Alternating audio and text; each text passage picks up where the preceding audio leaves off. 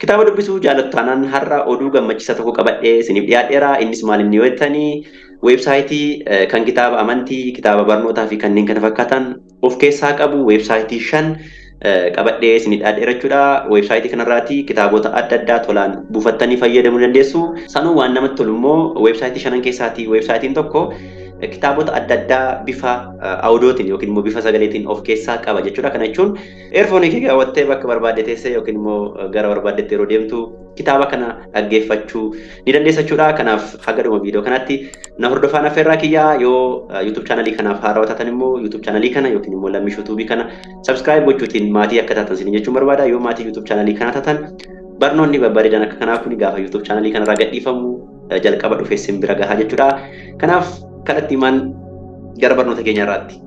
Okay, websaayitoota kana fayyadamuuf yookiin immoo websaayitoota kana fayyadamtanii kitaabota adda addaa dubbisuuf yookiin immoo daawunlood godhachuuf web browserii qabdan banattu. Anamma laaptooppii kiyyarraati Microsoft Edge nan qaba, Chrome nan qaba, akkasumas Mozilla Firefox nan qaba. Ammaaf Mozilla Firefox banadha. Sin waanuma qabdan banachuu dandeessu jechuudha. Sanaan booda bakka search baarii kana dhuftanii maal jettu kitaaba freely kan ittiin buufattan keessaa websaayitiin ni jalqaba. Manybooks.net jettaniiti search gootu. Akkuma beekamu websaayitiin kun kitaabota 50,000 ol free kan ta'an of keessaa qaba jechuudha. Kitaabota barbaadan taayitilii isaaniitiin akkasumas maqaa barreessaatiin akkasumas kiiboordii adda addaa fayyadamtanii search gochuu dandeessu jechuudha. Kunoo asirra fakkeenyaaf kitaabni jiru ni jira. Young Adult, Children's, Historical Fiction kan jedhu jira. Kitaaba gosa adda addaa argachuu ni dandeessu jechuudha. Kunoos kana Discover kan jettu jirti. Discover itti buutanii kunoo Action and Adventure jedha, Bios and History jedha, Children jedha. Kitaabota gosa adda addaa argachuu dandeessu jechuudha. Akkasumas kana qofa otoo hin taane kitaabota kana afaan adda addaatiin illee argachuu dandeessu jechuudha. Fakkeenyaaf language itti buutanii kitaaba afaan adda addaatiin barreeffame yeroo argachuu dandeessu jechuudha. Kunoo language jalaati kunoo afaan warra kanaan kitaaba argachuu ni danda'ama jechuudha. Akkasumas Discover jettanii kunoo as jalaati kitaaba gosa barbaadan fakkeenyaaf amma Young Adult kan jedhu keessaa kitaaba tokko buufachuu yoo barbaade Young Adult kan jettuun filadhaa. Sanaan booda kunoo gad harkiseen kunoo warra kana jechuudha. Kitaabni Young Adult kunoo asirraan Young Readers Book jedha. Kunoo asirraan warra popular ta'e jalqaba irratti naa baasa jechuudha. Isinillee search gootanii argachuu ni dandeessu jechuudha. Kunoo tokko jira, 2 jedha. Peejii lammaffaa isinii baasa jechuudha. Yoo barbaaddan warra kanallee daawunlood gochuu dandeessu. Ammallee gad dhuftanii 3 jettanii 4 jettanii akkasittiin next gochaa kan barbaadan kan isinitti tole kitaaba isinitti tole asirraatti buufachuun hin danda'ama jechuudha. Kanaafuu kitaabni kamuu as keessa ni jira jechuudha. Kan amantaallee dabalatee jechuudha. Kun religion kan jedhullee jira. Kitaabni amantiillee ni jira jechuudha. Fakkeenyaaf anamma kitaaba shuma jalqabaa kana buufachuu tun barbaade The Art of War kan jedhu kana buufachuu barbaade kilik irratti godha jechuudha. Kitaaba kana buufachuuf kilik irratti gootu. Sanaan booda kunuus kana free download kan jettu jirti. Free download kan jettu jirti. Isheetti buutu jechuudha. Dubbisuu barbaadan immoo read online jettanii sitti buutanii online illee dubbisuu dandeessu yoo download gochuun feene ta'e jechuudha. Sana booda gara jalqabaa kitaaba 2-3 tolasanii buusa. Sana booda emailii keessanii fi yookiin immoo akkaawuntii akkasiin banattan sin gaafata jechuudha. Kanaaf maqaa keessan galchitu. Fakkeenyaaf maqaa kiyyaa ani Lammiishaw Tuub jedheen maqaa YouTube kiyyaa barreessaa. Maqaa kiyya kanan barreessaa. Emailii na gaafata. Emailii kiyya barreesseera. Sanaan booda paaswaardii na gaafata. Paaswaardii barbaadan create gochuu dandeessu jechuudha. Paaswaardii hin daganne. Asirra kunoo asitti kilik gaafa gootanii use securely generated password kan jedhullee jira. Isallee fayyadamuu dandeessu jechuudha. Paaswaardii barbaadan fayyadamuu ni dandeessu jechuudha. Kunoo ammas marraati paaswaardii ni generate naa godhin fayyadamee isin kan mataa keessan create gochuu dandeessu jechuudha. Sanaan booda maal jettu erga emailii keessan maqaa keessan barreessanii emailii keessan barreessanii paaswaardii itti galchattanii continue kan jedhutti buutu jechuudha. Password kiyya save godhachuu danda'a yoo barbaade. Okay, the user with this name or email already exists jedha. Email kanaan an account kana banadheera waan ta'eef email jijjiirna jechaa jira. Email kiyya jijjiireera. Sanaan booda password ammallee kunoosiiti password haaraan galcha. Sanaan booda continue jedha jechuudha. Kitaaba gosa akkamii akka barbaaddu filadhu naan jechaa jira. Fakkeenyaaf ani hunduma isaa nan barbaada waan ta'eef hunduma dubbisuu barbaaddu yoo ta'e asiitii kan hunda filachuu dandeessu jechuudha. Sanaan booda save selection kan jedhutti buutu jechuudha. Kan ani barbaadu bifa PDF waan ta'eef kunoo kan PDF filadha jechuudha. Isinillee PDF filattanii irra gaariidha jechuudha. Kana jechuun bifa PDF tiin akka kitaaba sana isinii buusu jechuudha. Save selection jedhama mallee. Sanaan booda kunoo ishee kana yes sign up me kan jettutti buutu. Kunooti akkaawuntii ergan banadhee bakka duraatti deebi'een free download kan jedhutti yoon bu'u easily maal naa gochuu danda'a jechuudha. Kitaaba kana download naa gochuu danda'a jechuudha amma akkaawuntii waan qabuuf jechuudha. Kunoo maal jechaa jira start download jechaa jira download gochuu eegaleera jechuudha. Kunoo kitaaba kana buusaa jira. Kanaaf haala kanaan kitaaba adda addaa buuftanii dubbisuu ni dandeessu jechuudha. Online dubbisuu barbaadan immoo read online jettanii kitaaba kana online asuma irratti dubbisuu ni danda'ama jechuudha. Mobaayilii keessaniis haa ta'u laaptooppii keessanii jechuudha. Kanaaf inni jalqabaa websaayitiin tolaan kitaaba adda addaa irraa buufachuu dandeessan maqaan isaa manybooks.net jedhama jechuudha. Websaayitiin tolaan kitaaba irraa buufachuu dandeessan inni biraa inni lammaffaa immoo oboko.com jedhamee beekama jechuudha. Inni lammaffaa oboko.com OBOOKO jechuudha. .com jettanii barreessitu. Kanaan booda search gaafa gootanii kunoo websaayitiin oboko.com kun kana fakkaata. Kitaaba adda addaa irraa buufachuu ni dandeessu jechuudha. Kunoo kitaabonni popular ta'an irra keessa kanatti bahanii jiru jechuudha. Irratti click gootanii download gochuu dandeessu. Yoo barbaadan immoo kunoo eessatti search gootu jechuudha. Kunoo get my book kan jettu click gootu. Gaafa sanatti click gootanii kunoo gosa kitaaba category isaanii isiniif baasa jechuudha. Select a category and start browsing free books jedha. Kun romance and women's in jira, crime in jira, horror in jira, action and adventure in jira, teen book in jira, funny in jira, science and fiction in jira. Waan hin jirre hin jiru jechuudha. Kun kitaabni gosti hin jirre hin jiru, kitaabni amantii illee, religion and belief illee hin jira, travel book and guide illee hin jira, artii, media fi entertainment hin jira, politics hin jira, folklore hin jira, kan IT, computer science hin jira, history hin jira, philosophy hin jira. Gosti kitaabaas keessa hin jirre hin jiru jechuudha. Fakkeenyaaf anamma asirraatii romance and women kan jettu kana keessa kitaaba buufachuun barbaade asitti bu'eetaniini sanaan bodas keessaatii kunoo asirratti naaf baasa jechuudha. Kana keessaa click godhetan download godhee fayyadamuu ni danda'a jechuudha. Kunoo asitti lammaffaa jettanii peejii lammaffaa isinii baasa. Sadaffaa arfaffaa jettanii kunoo kana next gocha kitaaba waa'ee romansii kana dubbisuu ni dandeessu jechuudha. Kana qofa otoo hin taane isin get my book jettanii kan amantii illee buufachuu barbaadan kunoo asitti religion and belief kan jedhu irratti buutu. Sanaan booda kitaaba amantii adda addaas keessaa buufachuun hin danda'ama jechuudha. Akkasumas immoo search gochuu illee ni dandeessu jechuudha. Kunoo as kanatti illee latest book first kan jedhu jira. Latest book first yottanii kitaaba dhiyoo bahan jalqabara isinii baasa. Earlier book first yottanii immoo kitaaba durii jalqabaratti isinii baasa jechuudha. Kunoo fakkeenyaaf kitaabitti isheen kun kitaaba duriitti jalqabaratti baasa jechuudha. Fakkeenyaaf kitaaba ishittii kana toon buusuu barbaadanii ishittii kanattan click godha jechuudha. Kitaaba kana buufachuuf click irrattan godha. Sanaan booda gaafa click irratti godhu kunoo naaf baay'eera kitaabni kun jechuudha. Kunooti The Prophet jedha kitaabicha jechuudha. Asiitii gad harkiseetanii maal jedha kunoo as kanaati download your ebook here jedha. As kana click gootanii yookiin immoo drop down menu kanatti buutaniiti formaat isaa filattu jechuudha. Formaati isin filachuu qabdan PDF ta'uu qaba. PDF jettanii select gootu. Sanaan booda automatically download gochuu eegala jechuudha. Yoo inni automatically download gochuu dide immoo retry download jettanii share retry jettu kanatti bu'uu dandeessu jechuudha. Kunoo gaafa retry download jettanii kunoo directly kitaaba keessan isinii buusuu eegala jechuudha. Kanaaf haala kanaan kitaaba barbaadan buufachuu ni dandeessu jechuudha. Yoommoo kategorii kana keessaa hin barbaannu jettanii kana jechuun kan baak godheen sin agarsiisa. Kategorii kana keessaatii hin barbaannu search goonee kitaaba barbaannu fayyadamna wottan immoo info and search kan jedhu jira asitti click gootanii kitaaba barbaadan fakkeenyaaf amma technology jedheen kitaaba technology waliin wal qabatan search godheen buufachuu nan danda'a yookiin immoo download godhachuu nan danda'a jechuudha. Kunoo technology gaafan jedhu kunoo asirratti waa'ee blockchain, cryptocurrency fi kanneen kana fakkaatan kunoo kitaabota akka ittiin naaf baasee jechuudha. Kanaafuu yoo barbaadan asiitii kunoo free factual book kan jedhu kanaan asii search gootanii yookiin immoo as keessaa filattanii fayyadamuu dandeessu. Fiction book yoo barbaadan immoo kunoo as keessaa filattanii download gochuu dandeessu. Yoo barbaadan immoo kunoo info and search kan jedhutti click gootanii kitaaba barbaadan search gootanii dubbisuu ni dandeessu jechuudha. Yoo feetan immoo website kanatti register gootanii yookiin immoo yoo download isinii gochuu dide asiin register kan jettu jirti. Register kan jettutti buutanii maqaa keessan galchitanii maqaa kiyya Lammiishaw tuub jedheen galchanii sanaan booda email kiyyan galchaa sanaan booda passwording filadhaa sanaan booda saala na gaafataa mailidha. Select country jedha Itoophiyaa jedheen filadhaa. Itoophiyaa keessan jira waan ta'eef sana booda gad harkiseetanii register for free kan jettu kanattan bu'aa sanaan booda register gochuu dandeessu jechuudha. Yoo download isinii gochuu dide register gootanii haala sanaan fayyadamuun illee ni danda'ama jechuudha. Isa email isa already keenyadha. Kana jechuun email kanaan already register godheen jira waan ta'eef jechuudha. Erga register gootanii login gootanii oboko.com kanarraati kitaaba adda addaa kitaaba barbaadda download gootanii fayyadamuu ni dandeessu jechuudha.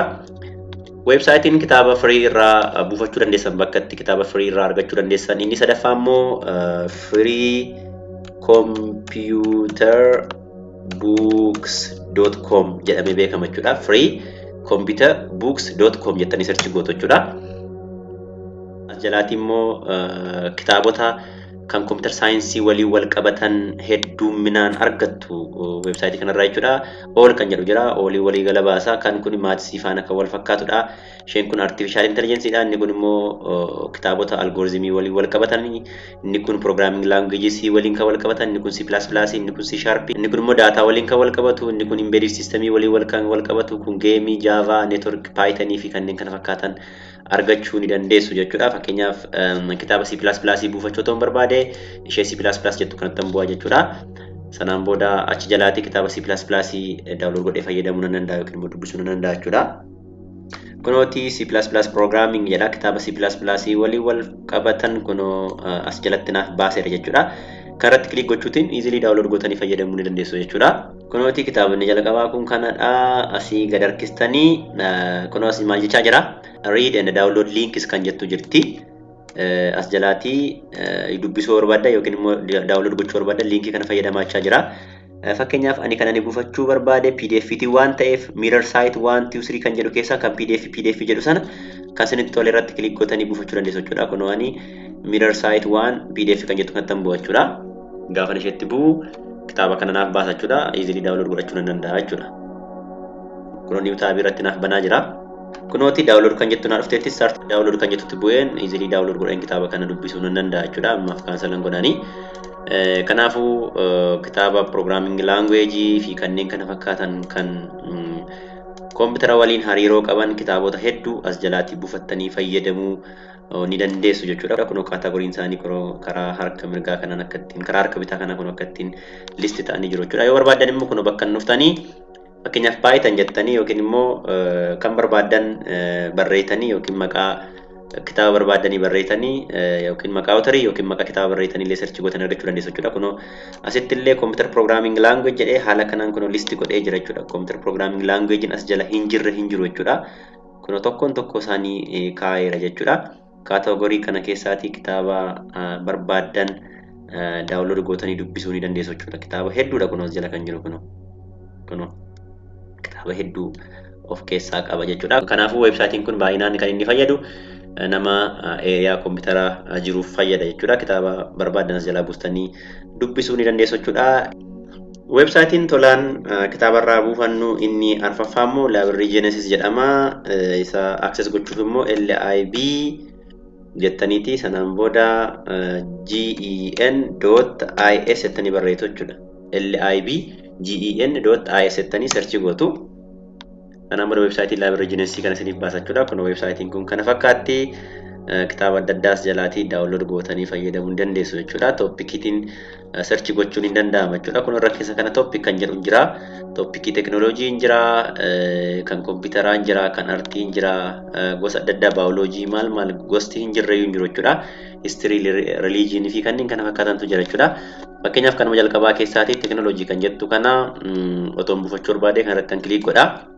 Kana jechuun kitaaba teknooloojii waliin wal fakkaatan yookiin immoo waliin wal qabatan akkasittiin naaf baasa jechuudha.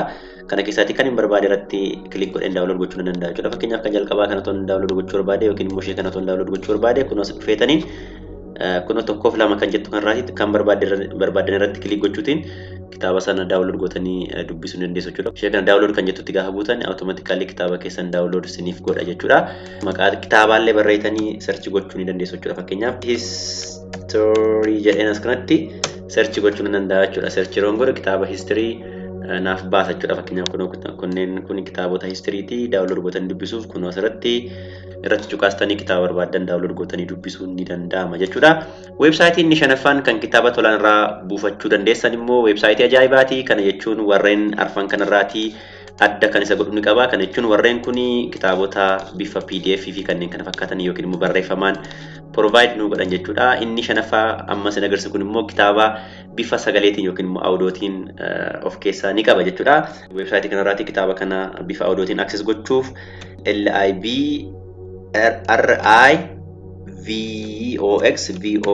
LIBRIVOX.org jettanii search gootu jechuudha. Gara websaayitii kitaabota adda addaa sagaleetiin yookiin immoo foormaatii audiotiin of keessaa qabutti sin geessa jechuudha. Kunooti websaayitiin kun kana fakkaata jechuudha. Kunoos irraati read kan jedhuu fi listen kan jedhu jira. Read kan jedhu kana jalatti volunteer kan jedhu jira. Ishee kanatti cuqaastanii maal gochuu dandeessu jechuudha. Membarii taatanii kitaaba dubbisuu ni dandeessu jechuudha. Yoo kitaaba dhaggeeffachuu barbaadan immoo kunoos kanarraati listen kan jedhu jiraati. Katalog kan jettu jirti isheetti buutu jechuudha.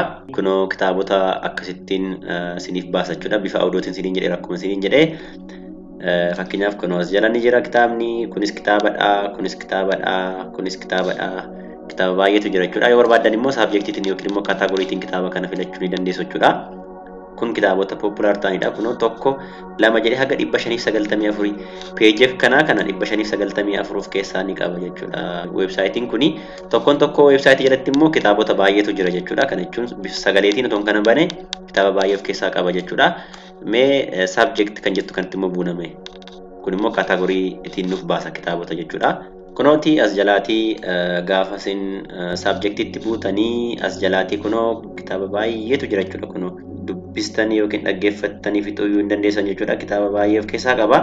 Fakkeenyaaf children fiction kan jedhamu kanatti kiliikan godha. Kunoo as jalaatii kitaaba 20 of jalaa qaba. Children fiction kun jechaa jira. Kitaaba 20 kana keessaatii kitaaba barbaadan buustanii dhaggeeffachuu ni dandeessu jechuudha. Kunoo fakkeenyaaf shuma jalqabaa kana toon buusuu barbaade daawunlood kan jettu jirti. Saayiziin ishee meegaabaaytii 173 dhunaa jechaa jira. Ishee kanatti daawunlood kan jettutti bu'eetaniin kitaaba kana buuseen sagaleetiin dhaggeeffachuu ni danda'a jechuudha. Kitaaba sagaleetiin yookiin immoo bifa audiotiin dhaggeeffachuu ni danda'a jechuudha.